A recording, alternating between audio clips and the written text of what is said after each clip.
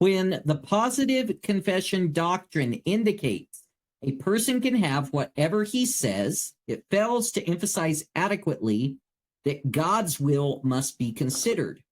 David had the best intentions when he indicated his desire to build a temple for the Lord, but it was not God's will. David was permitted to gather materials, but Solomon was to build the temple. Paul prayed that the thorn in his flesh might be removed, but it was not God's will. Instead of removing the thorn, God gave Paul sufficient grace.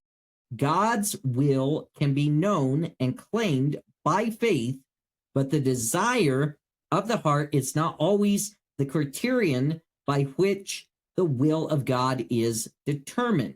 There are times when the enjoyable or pleasurable may not be the will of God. James alludes to this when he wrote, "Ye ask and receive not, because ye ask amiss, that ye may consume it upon your lusts."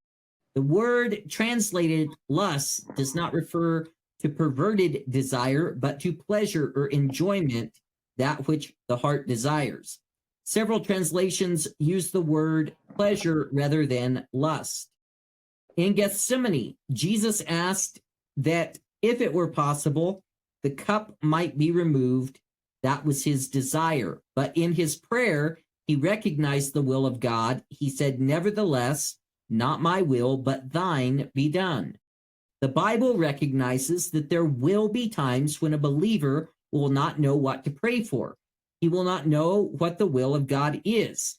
He may even be perplexed, as Paul sometimes was. Rather than simply making a positive confession based on the desires of the heart, the believer needs to recognize the Holy Spirit makes intercession for him according to the will of God. God's will always must have priority over the believer's plans or desires. The words of James should be kept constantly in view. Ye ought to say, "If the Lord will, we shall live and do this or that." Getting what the believer wants is not as simple as repeating a positive confession. Pleasant things might be out of the will of God, and conversely, unpleasant things might be in the will of God. It is important for the believer to say, as Paul's friends did, "The will of the Lord be done."